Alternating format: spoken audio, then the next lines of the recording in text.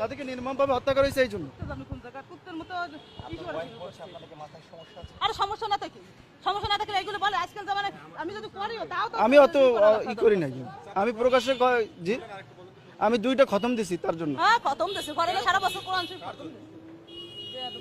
তার সপরিবারের জন্য। বঙ্গবন্ধু এবং তার পরিবার, শেখ পরিবার যারা এই 5-15 আগস্ট যারা নিহত হয়েছে তাদের জন্য। আপনারা এগুলো সরাবেন নাকি আপনারাও তার সাথে পাগল হয়েছে?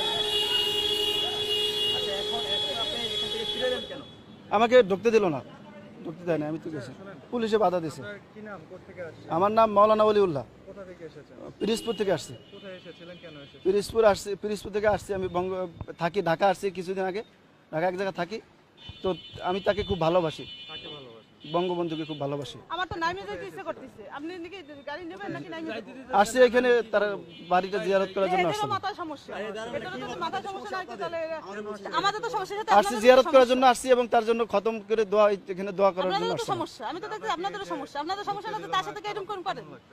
অত্যন্ত খারাপ লাগতেছে, আমি খুব কষ্ট লাগতেছে, দেশের জন্য সবকিছু করলো, তার জন্য আজ এই অবস্থা। নাম